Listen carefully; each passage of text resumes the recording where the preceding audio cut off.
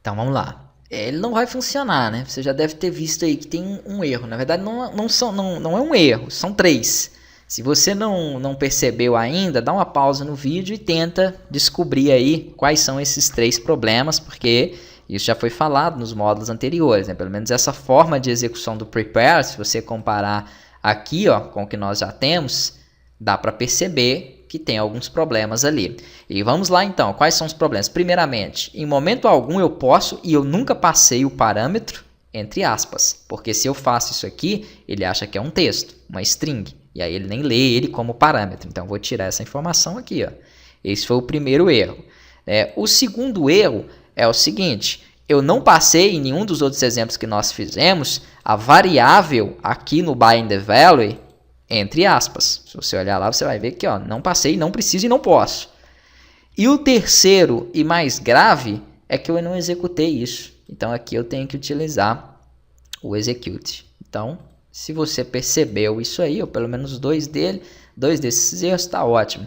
Aqui eu vou colocar carry, execute. Lembrando que lá eu utilizei a variável result para a execução do meu insert e do meu update. Aqui não, aqui eu estou utilizando a variável carrier. Então é ela quem vai passar os parâmetros e executar. Depois eu posso utilizar uma variável result para executar, né, o fetchAll que executa toda essa consulta.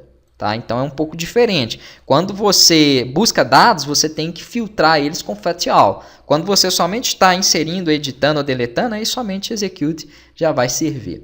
Agora tem que funcionar, então vamos ver se realmente vai funcionar. Vou atualizar, vou colocar aqui um usuário qualquer, tentar logar, usuário sem incorreta, beleza. Vou tentar agora colocar o que existe, vamos fazer o administrador, que é o HVF, no caso que foi o e-mail que eu deixei lá, e sem 123, né? Vou clicar aqui ó, em logar, olha aí que beleza, onde eu já estou, ó, na home do painel administrativo. Eu vou voltar aqui, vou voltar para ele. E vamos fazer o mesmo com a Marcela, que seria redirecionada para a home do painel mecânico, que não existe ainda aqui também no nosso contexto, mas depois vai existir. Beleza, primeiro passo já está feito. Né? Agora, eu nem preciso de autenticação, você deve ter visto isso. Ó. Eu entro aqui no painel a hora que eu quiser, somente digitando a URL dele. Isso porque eu não tenho ainda as verificações, né, de autenticidade aqui dos usuários. E como nós criamos isso? Assim que ele conseguir a autenticação, que é aqui, ó, se o total de registro for maior que 0, pronto, aqui já existe um usuário logado. Tá?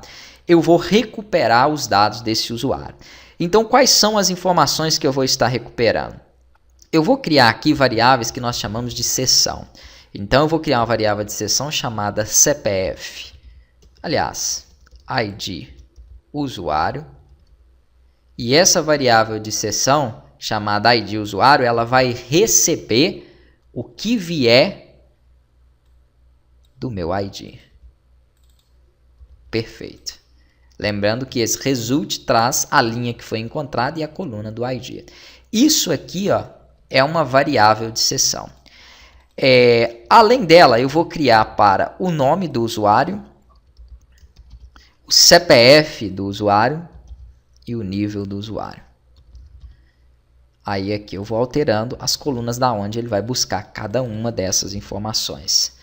Mas para que criar essas variáveis? Para que eu possa utilizar toda e qualquer hora que eu deseje no meu sistema. Então, em qualquer tela que eu tiver, basta eu chamar esse sessão de ID usuário. Se ele tiver passado pela autenticação, obviamente, para acessar qualquer um dos painéis, nós vamos cobrar que ele passe. Ele vai ter então o ID daquele usuário. Isso aqui vai ser de extremamente útil, né, para nós aí utilizarmos. Só que não adianta você tentar utilizar nenhuma variável de sessão sem antes fazer o que é mais importante aqui, que é abrir ou iniciar aquela sessão, utilizando o Session Start. Mas para que aquele arroba ali? Vocês já sabem para que o arroba, tá? Alguns servidores costumam dar alerts dentro dessa linha que carrega a sessão, quando você já tem uma sessão aberta e tenta abrir outra, por exemplo. Então eu já vou colocar um arroba em todas elas para não ter nenhum tipo de problema quanto a isso. Para funcionar a sessão, antes você tem que ter iniciado o Session Start.